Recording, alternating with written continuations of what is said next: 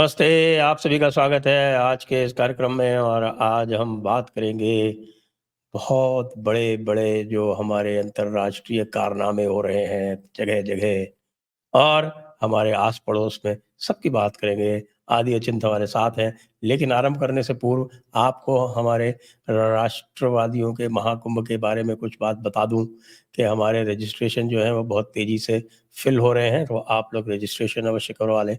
Crowd fund में थोड़ा बहुत जो बचा हुआ है, उसको सहयोग करके पूर्ण करा दें। और हमारे सेशंस के स्पॉन्सरशिप भी खुले हुए हैं। आदि जी वहाँ रहेंगे, आपकी मिजाज पुरसी के लिए। बहुत सारे सेशंस इस बार अलग-अलग होने वाले हैं, 3 अलग-अलग फॉर्मेट हैं। एक मेन सेशन होगा, प्लस उसके अलावा आप देखेंगे कि एक राउंड टेबल भी होगा और कुछ लेक्चर्स भी होंगे। सारे सेशंस होंगे, बुक लॉन्चेस भी होगी। तो आइए अब चलते हैं आज के विषय वस्तु के ऊपर। और यहाँ पे भी हमारे सामने देख रहे हैं कुछ स्पीकर्स के नाम चल रहे थे। तो भाई आदि जी, बहुत कुछ हो रहा है और मुझे ये पता चला है कि जो कुछ इज़राइल में हुआ है उससे बांग्लादेश वाले ज़्यादा घबराए हुए हैं, ऐसा क्यों है? सर वो हेज़ोला बाय द वे हेज़बोला नहीं है, हेज़ोला है। हुँ, बी हेज़ोला बी है, अच्छा। बी गायब हो गया। हुँ। नहीं तो वो हेज़ोला तो चलिए उधर छोड़ दीजिए, अभी उस पे आएँगे। लेकिन बांग्लादेश वाले जो हैं वो उन्होंने बहुत सारा एम्यूनिशन मँगा लिया था और सब कर लिया था, लेकिन अब वो कह रहे हैं कि हमारे काम ही नहीं आएगा। क्योंकि इंडिया के पास भी इज़राइल की टेक्नोलॉजी है। वो हमारे सारे के सारे जो आर्टिलरी वाले जितने भी हैं, उसमें जो भी बैटरी है, उसमें एक्सप्लोजन कर देगा, हमारी सारी गन्स बेकार हो जाएँगी। पता नहीं ये बांग्लादेश वाले सर पता नहीं कहाँ से अभी वो क्या अफ़ीम-वफ़ीम फूँकना शुरू हो गए हैं, बट बढ़िया है। अगर ऐसा सोच रहे हैं तो हम उनको डिसुएड नहीं करेंगे, हम उनको यही बोलेंगे, लगे रहो, बहुत अच्छी बात कर रहे हो, लगे रहो, बहुत ही अब अच्छी वहाँ बात है। पे अब वहाँ पे मार्शल लॉ लगा दिया गया है। क्या हुआ? ये मैं तो तो भाई बोल रहे डेमोक्रेसी का एक्सपेरिमेंट था। ये तो देखिए ह्यूमन राइट्स को बचाने के लिए, डेमोक्रेसी को बचाने के लिए, फ्रीडम ऑफ प्रेस को बचाने के लिए, हैप्पीनेस इंडेक्स को बढ़ाने के लिए, इन सब कामों के लिए यहाँ पर विद्रोह किया गया था, जिसको अमेरिका ने सपोर्ट किया था। और अब कह रहे हैं कि साहब मार्शल लॉ लगा दिया है। ये क्या हो रहा है? सर और क्या करोगे आप? आपके हाथ में पुलिस तो है नहीं, ठीक है?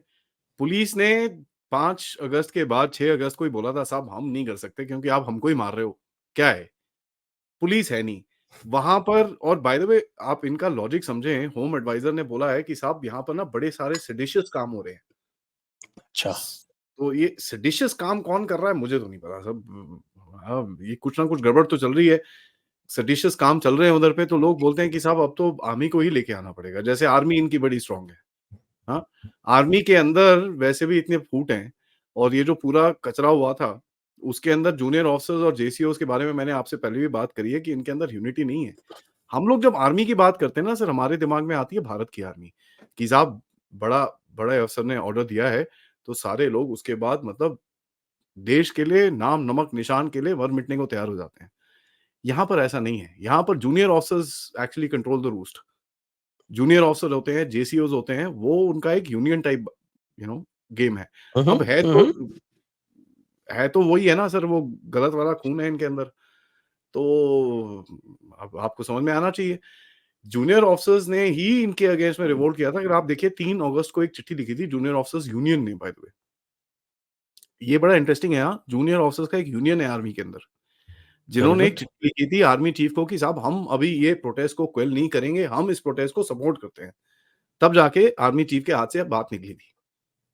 तो अब आप देख लीजिए ये लोग बोल रहे हैं कि साहब अभी आर्मी वालों को हम मैजिस्ट्रियल पावर देंगे, ठीक है? मैजिस्ट्रियल पावर्स क्या देंगे कि किसी को भी आप अरेस्ट कर सकते हैं, किसी को भी उठा के जेल में डाल सकते हैं, किसी के ऊपर भी कुछ भी मुकदमा लगा सकते हैं, अच्छा, वो ऐसे लेकिन नहीं होता है, मैं आपको बताता हूँ क्योंकि हमारे यहाँ जो सीआरपीसी है ना 1898 ओरिजिनल सीआरपीसी जो थी, अंग्रेज़ों ने लगाई थी। तो हुँ, वो हमारे यहाँ तो उसमें कई सारे रिफ़ॉर्म हो गए पहले 1973 में नई सीआरपीसी आ गई, उसमें एग्ज़ीक्यूटिव मैजिस्ट्रेट और जुडिशियल मैजिस्ट्रेट्स अलग-अलग कर दिए गए। इनके यहाँ फर्स्ट क्लास मैजिस्ट्रेट होते हैं, उसमें वो एग्ज़ीक्यूटिव मैजिस्ट्रेट और वो दोनों कंबाइंड होते हैं, जैसे अंग्रेज़ों के टाइम पे होते थे। तो उनके पास वो दोनों पावर होती है, तो वो जो है वो डिस्ट्रिक्ट मैजिस्ट्रेट किसी को भी पावर दे सकता है। किसी को तो भी दे सकता है। डिस्ट्रिक्ट हाँ, तो एग्ज़ैक्टली। वो डिस्ट्रिक्ट मैजिस्ट्रेट पावर जो है, वो इनके ऊपर डिवॉल्व कर देगा। उसके बाद इनके पास जो है वो पावर आ जाएँगी, एक तो जिसको बोलते हैं प्रिवेंटिव अरेस्ट की। एक प्रिवेंटिव अरेस्ट की पावर होती है। हमारे यहाँ एक धारा 107, 116 हुआ करती थी, अब हुँ, चेंज हो गई चेंज हो बीएनएस गई। में। तो वो 107, 116 की पावर जो है वो मिल जाएगी, प्लस 144 जो अब 163 हो गई है। धारा 144 जिसमें आप कर्फ्यू लगा सकते थे या और प्रोहिबिटरी ऑर्डर्स इश्यू कर सकते थे, वो उनको मिल गई। तो अगर आपके पास प्रोहिबिटरी ऑर्डर्स की है, प्रिवेंटिव अरेस्ट है, प्लस फोर्स यूज़ करने के लिए 129 CrPC, magistrate can order firing, firing. Magistrate can order lathicharge, magistrate जो है वो अलग-अलग तरह की चीज़ें को ऑर्डर कर सकता है। तो भाई एक तरह से ये देखिए अच्छा फिर दूसरी बात ये है कि हमारे यहाँ तो ये सिस्टम था कि भई सुप्रीम कोर्ट के ऑर्डर से वगैरह से अगर कोई भी फायरिंग हुई या कुछ हुआ तो उसमें फिर जुडिशियल इंक्वायरी लाज़मी हो जाती थी। यहाँ तो मैजिस्ट्रेट एक ही है, एग्ज़ीक्यूटिव और जुडिशियल। तो सर वही फिर मैजिस्ट्रेट कौन है। किसका क्या करेगा? फर्स्ट क्लास मैजिस्ट्रेट वाली सिस्टम हुआ करता था। ये ठीक फर्स्ट है, क्लास मैजिस्ट्रेट जो है वो जो मर्ज़ी करेगा। तो ये जो है इफेक्टिवली मिलिट्री रूल हो गया। हो गया है और बोल रहे हैं 60 डेज़ तक। और बाय द वे एक और स्टेटमेंट उन्होंने दिया था, we trust the army not to overextend its powers. तो इनको पता है कि आर्मी के खून के अंदर क्या है। ये चीज़ भी बोल चुके हैं वो बाय द वे।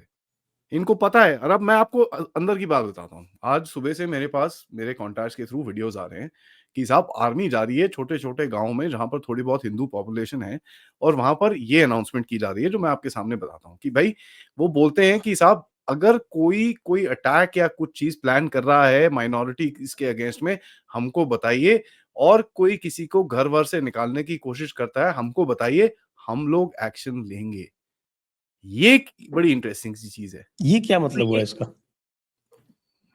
देखिए मतलब ये है बड़ा सिंपल सर। मतलब एक दे जो आर आप गोइंग फॉर प्रोटेक्शन और they are going for killing them. You never know either veg.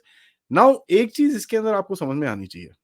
2 चीज़ें आप you can look at it from both the aspects. एक तो है कि भई आपकी तरफ से जो हिंदुओं का नैरेटिव वहाँ पर चला रखा है, वो बंद नहीं हो रहा। और आज स्पेशली ये जो एक बेवकूफ़ी वाला मैच-वैच चल रहा है, उससे तो और नैरेटिव और बढ़ गया। ठीक है? तो वो मरने का नाम नहीं ले रहा narrative. Now when that narrative is there, इनको पता है कि साहब ये नैरेटिव जब तक ये नीचे नहीं होगा, ये आप लोग कहीं पे नॉर्मलाइज़ नहीं कर पाओगे। टू द पॉइंट इस नैरेटिव के चक्कर में आपने जो बाइडेन का भी मुँह काला कर दिया। ठीक है? तो उसके वो जॉइंट स्टेटमेंट के अंदर जहाँ पर आया था कि भई हिंदुओं का नाम नहीं है। बड़े सारे यहाँ पर थिंक टैंक वाले खड़े हो गए थे, नहीं, नहीं, it doesn't make a difference, it doesn't make a difference. बाद में पता चला व्हाइट हाउस के जब प्रेस सेक्रेटरी जो ने जब स्टेटमेंट दिया कि नहीं, नहीं जी, बांग्लादेश और माइनॉरिटीज़ की वहाँ पर बात हुई है, तो मुँह पे एकदम कालक लगानी पड़ी इन लोगों को। So that narrative is very strong और उस चीज़ को इनको कहीं न कहीं काउंटर करना पड़ेगा। अब ये वीडियो खींच-खाच के ये लोग भेज रहे हैं, दूसरी बाहर की दुनिया के लिए कि ये एक्चुअली जैसे आप बोल रहे हैं कि भई आइडेंटिफ़ाई कर रहे हैं कहाँ पर पिटाई करनी है, कहाँ पर और उल्टे-सीधे काम करने हैं।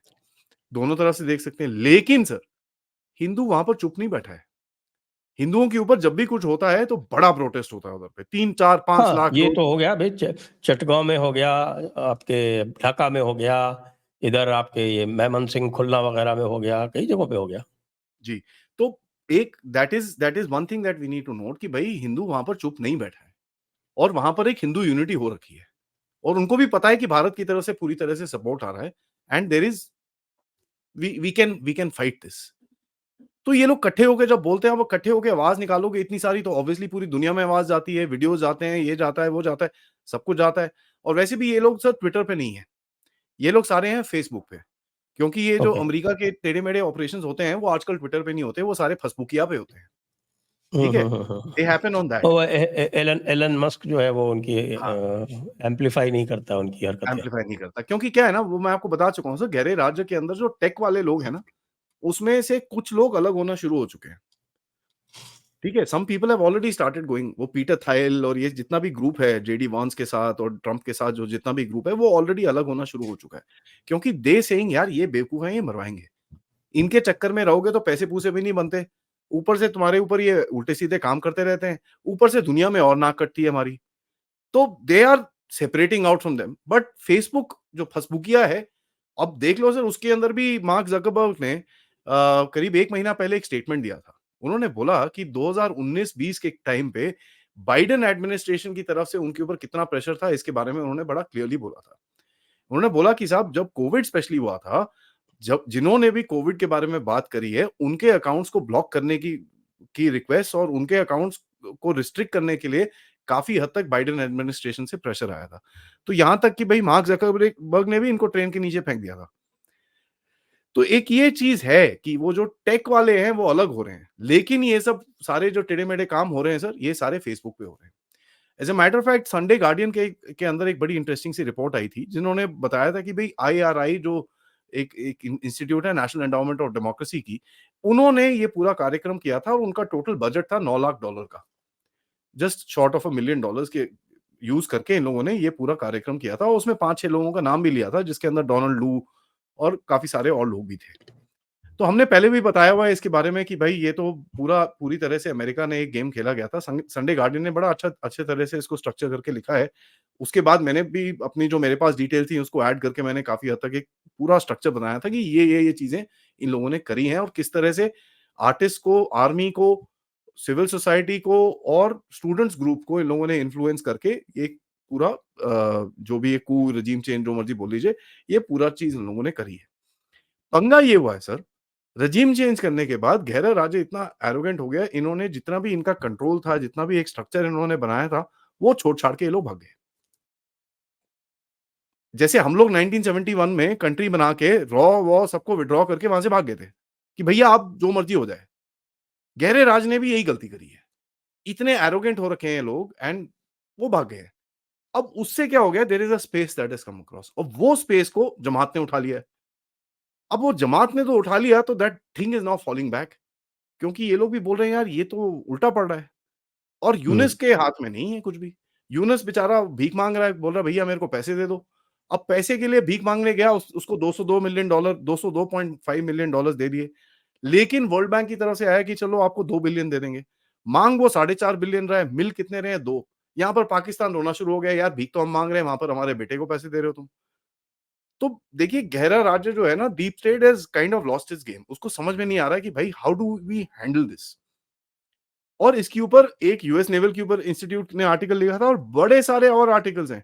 जियोपॉलिटिकल उसमें देख लीजिए US navies interest in Indian ocean करके एक और आर्टिकल आया है काफ़ी जगहों पे।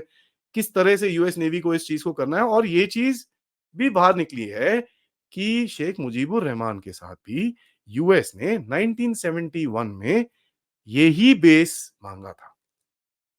यहाँ तक कि याया खान जो थे उस टाइम पे जिन्होंने ऑपरेशन सर्चलाइट और ये यहाँ पर इतना प्रोग्राम किया था, ये पूरी तरह से यूएस के हाथ के साथ किया था। क्योंकि याया खान ने बोला था कि साहब बांग्लादेश में जो भी कह लो आपको हम एक बेस दे देंगे। अब वो पासा उल्टा पड़ गया। क्योंकि यहाँ पर बीच में तो भारत घुस गया, भारत ने पूरा तोड़-ताड़ के बराबर कर दिया तो वो पासा पड़ा नहीं, तो फिर यूएस ने दोबारा अप्रोच करा उसको, मुजीबुर रहमान को कि साहब ये बेस की हमारी बात हुई थी, उसने भी मना कर दिया था। और ये चीज़ ऑर्गेनाइज़र ने 16th ऑफ मई 1973 में एक आर्टिकल लिखा है, ऑर्गेनाइज़र मैगज़ीन ने, which is very much available on the internet archives में जाके आप देख लीजिए, आपको मिल जाएगा। अभी भी वो यही मिस्टेक कर रहे हैं that they have left the game and ये लोग जो अभी वापस गए हैं, they have gone to try and see कि भाई यूनुस तेरे को हमने बिठाया तो था, you said this, you said that, तूने तो बड़ा 50 चीज़ बोली थी, now you are not able to do it. अब इसकी इतनी हालत खराब है that he had to go to the army chiefs office himself. Yes. Army chief को नहीं चीफ बुला पाया ये। चीफ एडवाइज़र साहब जो है वो आर्मी चीफ के यहाँ जाते हैं। ये कौन-सी बात है यार? तो तभी तो आपने और हमने पिछले हफ्ते बात करी थी ना कि साहब ये बांग्लादेश नहीं रहा, इसका नाम अभी ईस्ट पाकिस्तान कर देना चाहिए। क्योंकि जो ट्रेड्स हैं ये वही हैं। एंड यहाँ पर मैं आपके शो में बड़ा क्लियरली बोल रहा हूँ सर, पाकिस्तान तो टूटे ना टूटे वो तो थोड़ा बाद की बात है। बांग्लादेश पहले टूट जाएगा। क्योंकि देयर इज़ नो सस्टेनेंस, कुछ नहीं बचा इनके पास। अपनी फैक्ट्रियाँ जला रहे हैं, ठीक है? They have ruined and by the way Yogi साहब यहाँ पर चौके मार रहे हैं। योगी साहब आते हैं, भैया अच्छा ऐसी बात है, इधर आओ। लखनऊ के पास वो एक हाईवे है, मैं नाम भूल रहा हूँ उसका, लखनऊ कानपुर के आगे एक that that region is there, वहाँ पर उन्होंने बोला है कि भई यहाँ पर एक टेक्सटाइल क्या टेक्सटाइल सिटी बनाएँगे हम, 10,000 करोड़ रुपए की इन्वेस्टमेंट। 10,000 करोड़, $1.2 बिलियन और काम शुरू हो गया वहाँ पर। तो गेम खेल लो अब तुम जितनी मर्जी खेलनी है। ऊपर से आधी रात को जो हमारे लोग अब है ना, एक बड़े टेढ़े से चीफ मिनिस्टर हैं उस तरफ, हिमंता साहब, आधी रात को वहां पर चीजें हो रही हैं, लोगों को ऐसे उठा के करा जा रहा है अंदर छोटे छोटे नंबर्स में, प्यारे प्यारे नंबर्स में, बट फेंका जा रहा है अंदर। नहीं, वो अंदर क्या है, वो तो अक्रॉस द बॉर्डर ही फेंक देते हैं। हाँ, वो कर रहे हैं, दैट इज हैपनिंग। एंड यहाँ पर मैं आपको एक और चीज बताऊं, उनके जर्नलिस्ट जो हैं, ठीक है, वो भाग भाग के बेचारे इधर पे भाग रहे हैं, और कई टेढ़े मेढ़े जर्नलिस्ट भी हैं जो बड़े बड़े भारत के बाद टेढ़ी मेढ़ी चीजें लिखते थे, उनको भी अरेस्ट किया जा रहा है। ऐसे 2 बंदों को पिछले 2-3 दिन में पकड़ा गया है, और एक का तो पूरा पासपोर्ट वीजा सब फाड़ फूड़ के उसको दुबई की फ्लाइट, वो दुबई जा रहा था कोलकाता से, उसको बोला बेटा इस तरफ आया ना दोबारा 20 साल की सजा होगी। और ये मैं नहीं बोल रहा सर, ये डेली स्टार ने रिपोर्ट करा बांग्लादेश से। एक बात और भी पता चली है मुझको, जी, लोग कह रहे हैं कि साहब कि जब से वो इजराइल ने पेजर में विस्फोट कर दिया है, तब से जमात वाले भी बहुत घबराए हुए हैं। कुछ जमात ऐसा ही है। वाले भी, आपको पता है, वो तो फिलिस्तीन के हामी हैं, और लॉन्ग लिव फिलिस्तीन के नारे लगाते हैं, और गाजा के लिए मरने मारने को तैयार हैं। तो अब सुना है कि उन्होंने भी अपने मोबाइल वोबाइल जो है वो पैक कर दिए हैं, क्योंकि भैया कुछ देखिए पता सर, नहीं है जो कि ये जो ब्रदरहुड है है वो ना, इजराइल और इंडिया का जो है वैसे भी वो चलता है। इंडिया इजराइल को हम्म, वेपनरी सप्लाई करता है, कहीं ऐसा नहीं हो कि साहब हमारी ऐसी तैसी हो जाए। और सर ये जो जो फियर है ये पाकिस्तान में भी है। है, जो तो ब्रदरहुड है वही सर, है। हम्म, मैं आपको इसका बैकग्राउंड बताता हूँ। बैकग्राउंड है सर, ये मुस्लिम ब्रदरहुड का। जमात को कौन सपोर्ट करता है? इट इज द एमबी, ठीक है। नाउ मुस्लिम ब्रदरहुड का एक बहुत बड़ा कंट्री है जो मुस्लिम ब्रदरहुड का सपोर्टर है, कौन? ईरान। तो आपको थोड़े दिन पहले दिखा होगा कि 2-3 चीज हुई। एक, हमारे अंदर जो मुस्लिम ब्रदरहुड के टट्टू हैं, उन्होंने जाके एक सुप्रीम कोर्ट में पीआईएल लगाई कि भाई Bharat should stop supplying weapons to हाँ, इजराइल। Weapons to Israel. ठीक है, सुप्रीम कोर्ट ने उसको शूट डाउन करा। शूट डाउन करने के एक दिन के बाद खमेनी का वो आता है कि भाई Muslims in Gaza and Muslims in Myanmar and Muslims in India. यहां से भी लात पड़ी उसके बाद। मेरे को तो ये पता चला है कि उनके प्रेसिडेंट ने इमीडिएटली यहाँ पर फोन करके बोले, नहीं नहीं यार, इस बुड्ढे की बात मत सुनो, पागल है ये, इसको छोड़ वो दो तो मैंने भी आप। कहा, मुझसे भी लोगों ने पूछा, मैं कहा यार वो जो है वो सुप्रीम काउंसिल वाला मामला वो अलग है, तो वो कुछ भी बोलता रहता है। यहाँ पर फोन करके, भाई माफ करना, इस बुड्ढे की बात मत सुनो, ये बावला है, ये जाने वाला है, ये जाने वाला है, डोंट वरी, हम आपके साथ ही हैं, don't don't don't don't don't. यहाँ तक कि उसके प्रेसिडेंट ने पब्लिक में आके एक चीज बोली है, जो नया प्रेसिडेंट है, कि साहब जो एक मोरालिटी पुलिस थी ना, जो ये हिजाब विजाब के लिए काफी लेडीज को तंग करती थी, आज के बाद वो नहीं करेंगी। ऑब्वियसली थोड़ा बहुत होगा, बट द शेयर फैक्टर कि इन्होंने पब्लिक में आके ये चीज बोली, that means they are also detaching themselves. उनको पता है यार ये नहीं चलने वाला ज्यादा टाइम, ये चीज उनको समझ में आ रही है। सऊदी ने भी समझाया होगा, बेवकूफों क्या कर रहे हो, नहीं चलेगा बेटा, सीधा हो जाओ, ठीक है, you will not be able to do this. Now ये जो जमाती हैं सर, ये भी वहां से हिंट दे रहे हैं कि यार ये तो गड़बड़ हो रही है। And let me tell you this, Israel और इंडिया का जो ये जो लिंकअप चल रहा है इस टाइम पे, ये काफी हद तक लोगों के गले से नीचे नहीं उतर रहा है। स्पेशली पाकिस्तान में अगर आप देखें इस टाइम पे, there is a huge this thing कि भाई ये तो भारत और इजराइल, इजराइल, भारत तो हथियार दे रहा है इजराइल को, इजराइल को, सारा दिन यही बोलते रहते हैं वहां पर। ये चीज ऑब्वियसली पाकिस्तान के बच्चे तो वही बोलेंगे वहां पर। सो दे आर वरीड कि यार अब ये मोबाइल फोन तो फटे फटे हैं, यहाँ पर क्या नहीं, फटेगा हमको नहीं पता। पाकिस्तान की एक और समस्या हो गई ना, वो जो नोटिस दे दिया है वो इंडस वाटर ट्रीटी वाला, उसको हम्म। लेके देखिए आप, वहाँ के यूट्यूब वाले जो हैं वो कहे ये रेड लाइन क्रॉस हो रही है, ठीक है, हमको देखो, अब हमको अब अपना एटमी इदारों का चलाओ, इस्तेमाल करना चाहिए, ये रेड लाइन क्रॉस हो रही है। चलाओ, that will be the last day of Pakistan. हम तो फिर भी 2-3 साल दे देते हैं पाकिस्तान को सर। अगर कुछ इन लोगों ने उल्टे काम करने की कोशिश करी, you and I both know that will be the end of Pakistan. खत्म कहानी, फिनिश्ड, ओवर, क्लोज। यूट्यूब नहीं बचेगा उसका, चूंकि नहीं बचेगा वहां पर कुछ। And this is something that the hmm. Pakistanis need to understand. बेटा तुम्हारी तरफ, तुम्हारा जो दोनों तरफ से पानी बंद करने का काम भारत ने कॉन्ट्रैक्ट ले रखा है। यहाँ से इंडस बंद होगी, रावी पहली बंद कर रखी थी, उधर से काबुल रिवर भी बंद होने वाली है। काबुल, ठीक है, कुनार और कुर्रम, तीनों। तीनों वो ट्रिब्यूटरीज है ना सर, वो Kabul is the main system बोलते हैं ना, जैसे और इंडस सिस्टम बोलते हैं। कुनार जो है वो काबुल की ट्रिब्यूटरी है, हाँ, तो लेकिन कुर्रम तो डायरेक्ट इंडस में जाती है ना। ठीक है ना, तो वो सिस्टम पूरा आप उसको बंद कर रहे हो वहां पर, तो कितना टाइम सर्वाइव करोगे साहब आप? लगा हाँ, लो तो जितने कल मर्जी स्टेटमेंट पैसे। आ रहा था ना कि हिंदुस्तान जो है वो अफ़गानिस्तान को भी भड़का रहा है। अरे भाई, भड़काने का क्या मतलब है यार? क्यों ना अफ़गानिस्तान भड़काएँ? को उसके अफ़गानिस्तान को उसके हक़-ओ-हुकूक बता रहा है। नहीं, क्यों ना भड़काएँ? नहीं, मैं बड़ा क्लियरली पूछता हूँ सर, क्यों ना भड़काएँ? बलूचिस्तान में अगर हमने, और देखिए सर, ये मैं नहीं बोल रहा, ये तो अजीत डोभाल साहब ने खुद ने बोला हुआ है कि तुम यहाँ पर उल्टे काम करो, you will lose Balochistan. I am quoting what the government has said sir, मैं अपने दिमाग से कुछ नहीं बोल रहा। ये तो बड़ा क्लियरली बोला हुआ है उन्होंने कि भाई यू डू समथिंग स्टूपिड, तुम्हारा बलूचिस्तान तुम्हारे हाथ से जाएगा, और वो जा रहा है। So let them figure out कि रा की साजिश है, पा की साजिश है, कि संजय जी की साजिश है, कि आदि अचिंत की साजिश है, जिसकी मर्जी हो उसके बाद। Ground reality is what? The ground reality is boss, you are losing your country, खत्म, फिनिश्ड, खलास।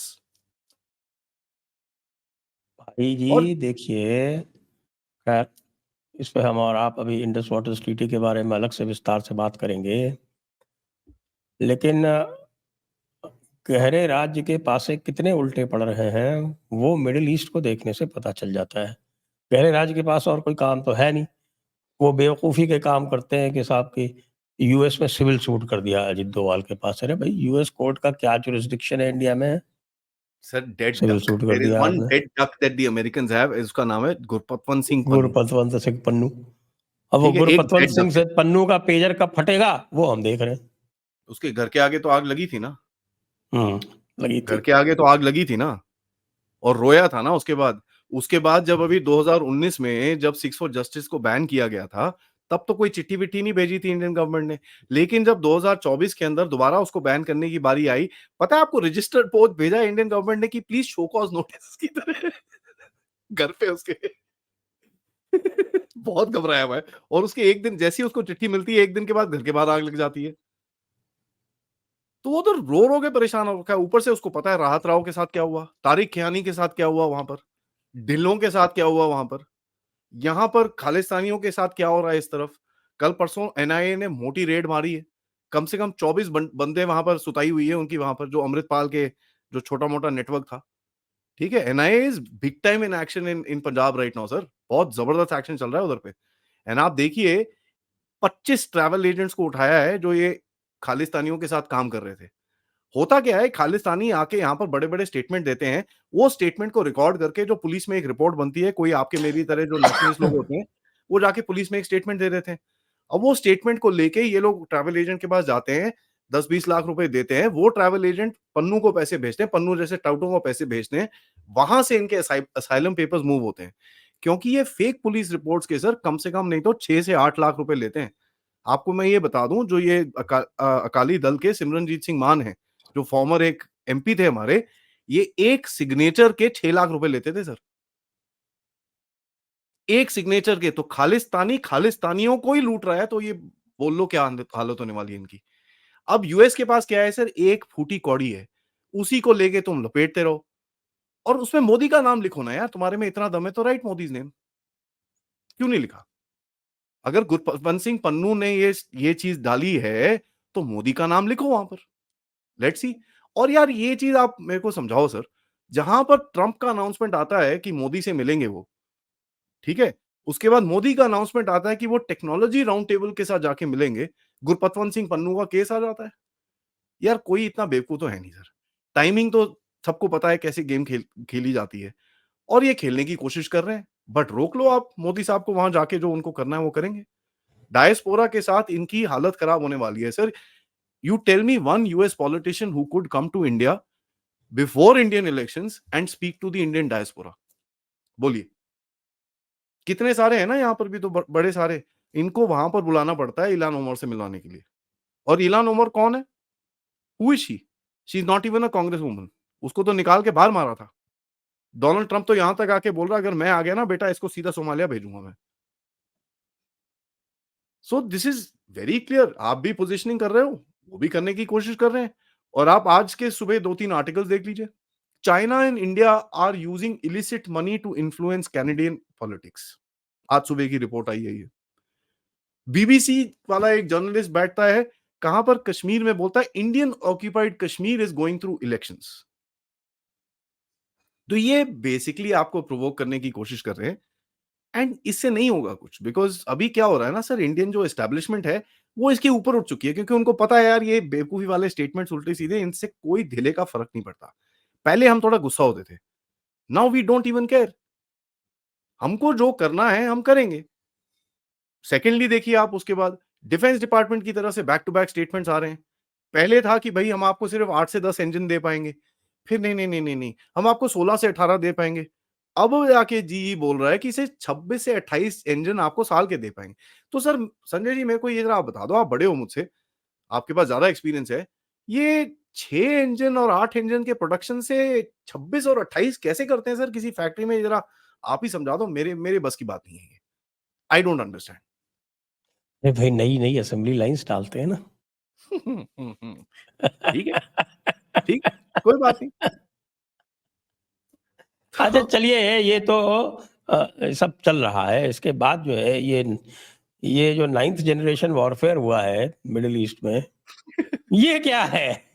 Sir this is called ball इसने तो अटैक। पूरा कॉन्सेप्ट ही चेंज कर दिया है। मुझे बताया जा रहा है कि साहब की सारी इस्लामी सेनाएं जो हैं वो जाके छुप गई हैं अपने अपने बंकर्स में, और कह रही हैं कि भाई हम तब तक बाहर नहीं निकलेंगे जब तक कि अल्लाह हमें इसका कोई तोड़ नहीं बता देगा।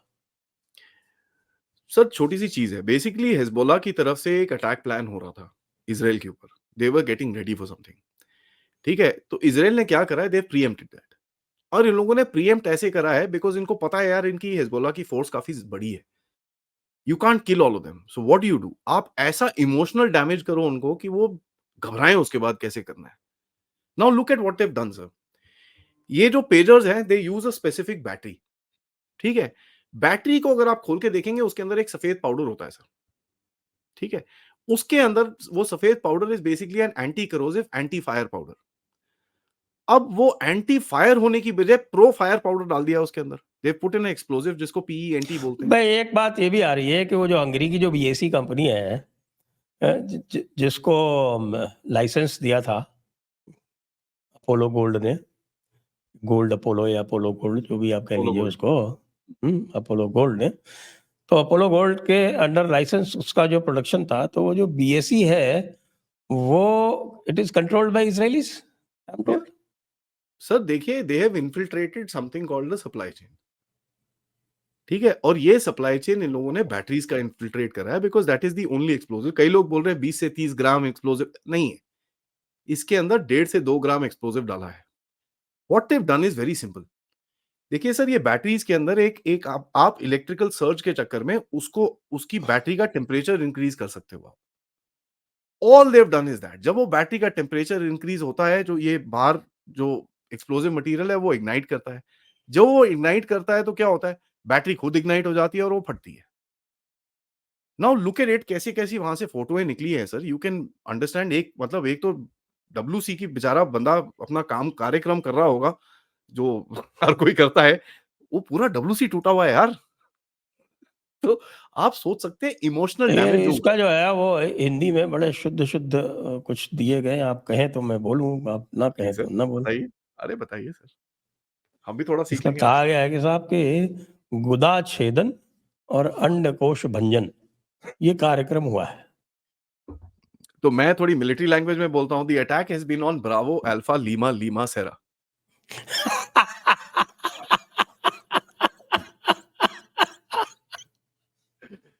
ठीक है जी। ठीक है, तो this is the military way of putting it, this is a bravo alpha lima lima sierra attack, and इनके sir this is called an emotional damage. बंदे कितने मारे? 11, दैट्स इट। 11 सेकंड अटैक के बाद टोटल 32 किल्स हुए हैं, that's it sir, अरे भाई, 32। आप ये सोचिए कि इस्लाम में what is the ultimate purpose is to go to 70। जन्नत। अब जन्नत में क्या मिलेगा? 72 हूर है। और ये समझ बोला गया गया है कि मैं। भाई 72 हूरों के लिए you have to go there with all your parts intact. तो यू जब पार्ट ही डैमेज हो गया तो फिर अब जन्नत जाके क्या करेंगे? तो जन्नत ही जो है वो अगर चली गई तो फिर क्या बचा जिंदगी में, आप बताइए। तो आपने किया क्या है sir? Emotional damage, this is been a massive emotional damage. दूसरा, मिलिट्री टेक्स्ट के हिसाब से देखिए सर, जो भी ये प्लान कर रहे थे उसके लिए इनको एक नेटवर्क बनाना था, वेयर दीज गाइज, ये जो कमांडर्स थे इनको कुछ पेजर पूजर दिए थे कि भाई चलो ठीक है ये यूज करो।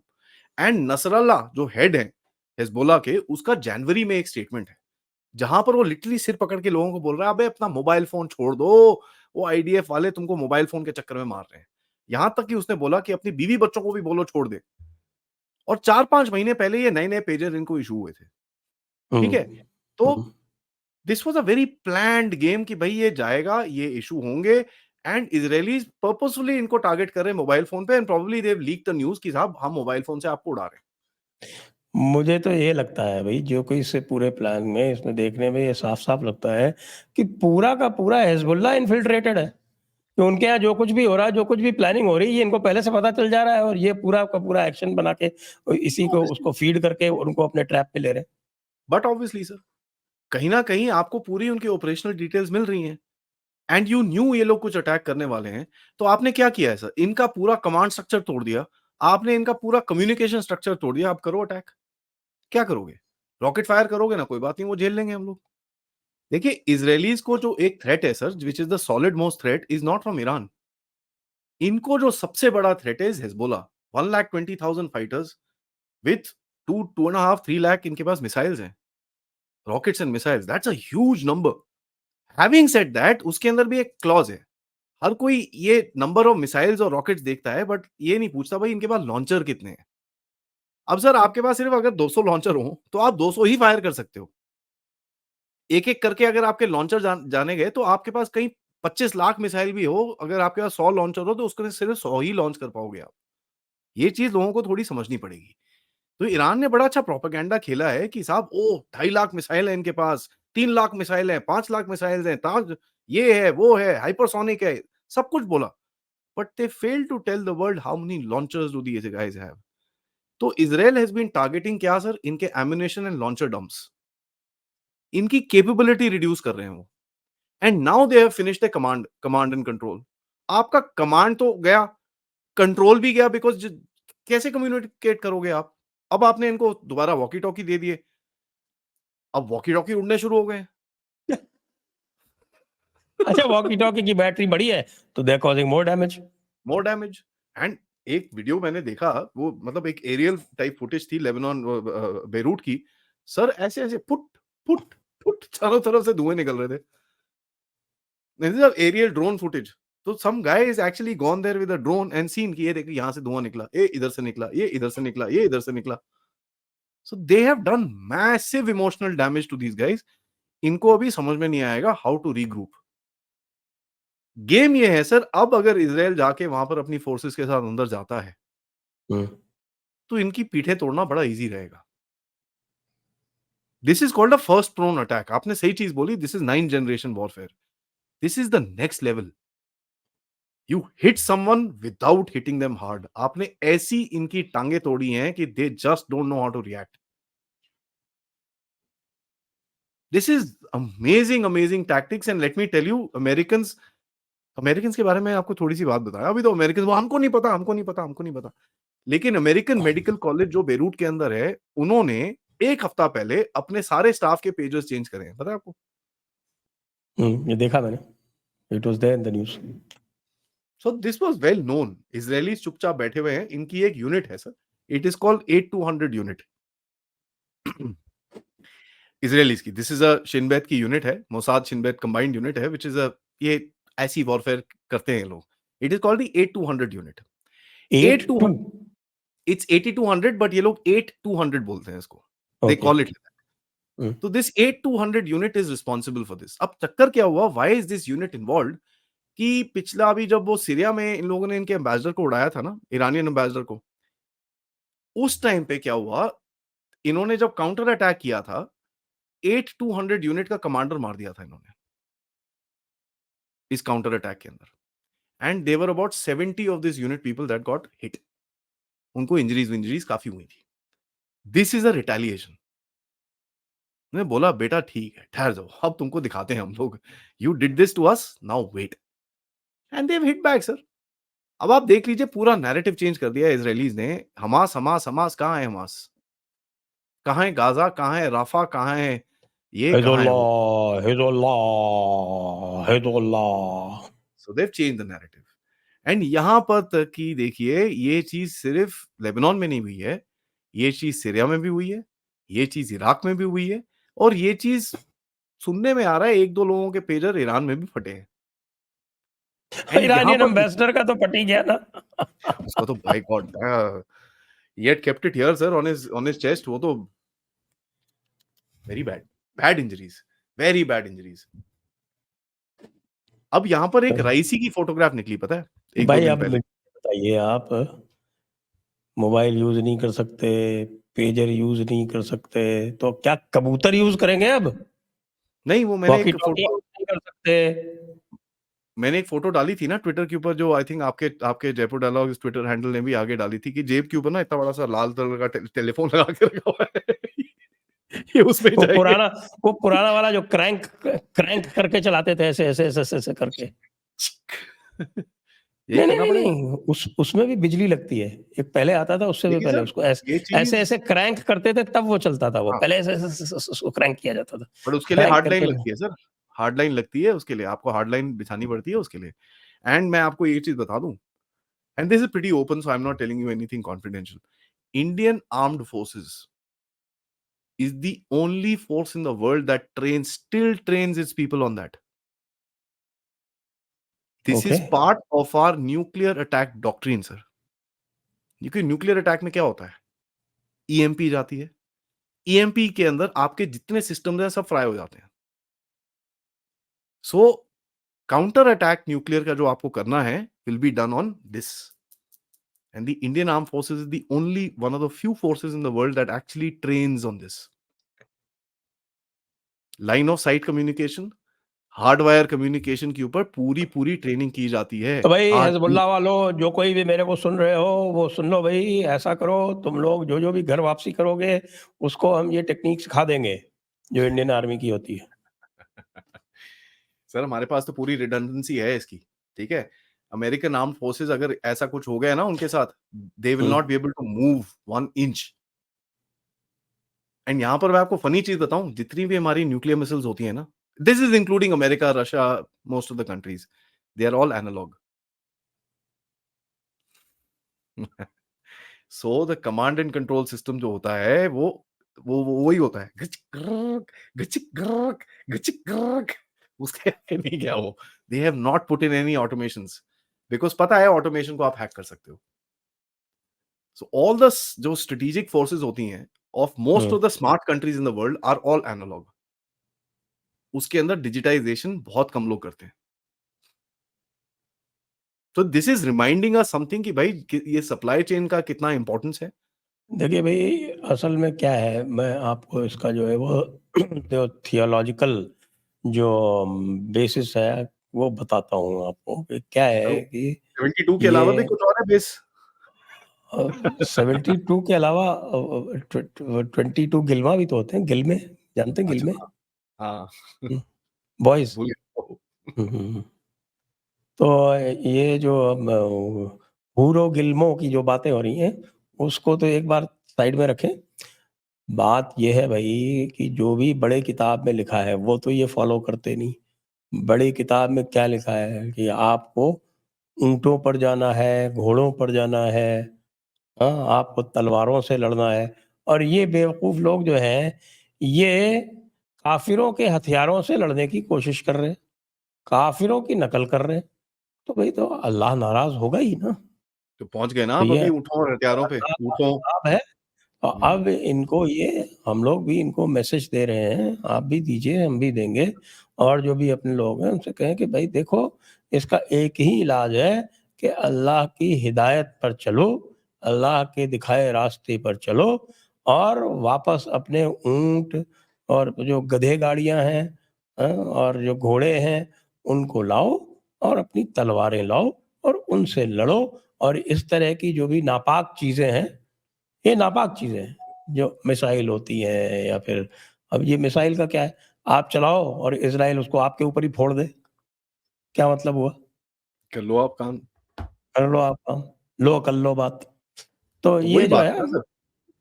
ये इनको जो है वो पूरी तरह से गो बैक टू कुरान। आप कुरान और हदीसों पर वापस जाइए और उन्हीं के हिसाब से लड़ाइयाँ कीजिए।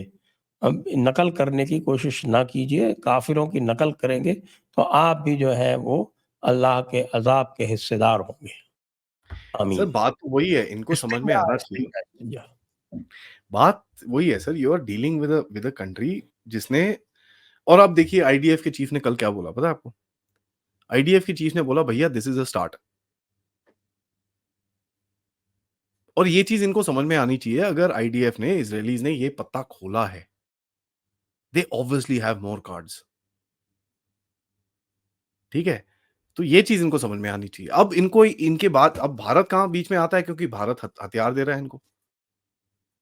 बिटवीन यू एंड मी, जो रेडार सिस्टम्स जो आपके लगे हुए हैं, anti aircraft radar systems and anti air radar systems, आपके और इजरायलीज के सेम है। They are joint developed. Your capabilities are pretty much the same.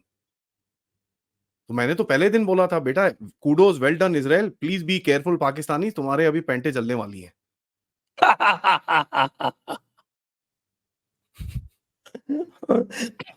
Unknown gunman से तो निपट नहीं पा रहे हैं, इससे तो कहाँ निपटेंगे बेचारे।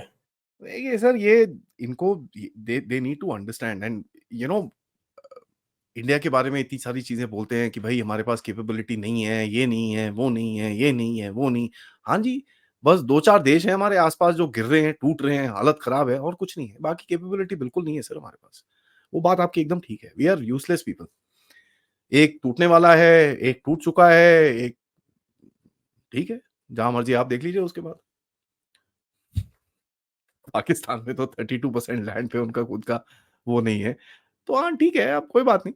भारत नहीं कर रहा सर वो, हम लोग नहीं कर रहे, बिल्कुल नहीं, गलत बात है, बिल्कुल गलत बात है, हमारा कोई हाथ नहीं है उसके अंदर।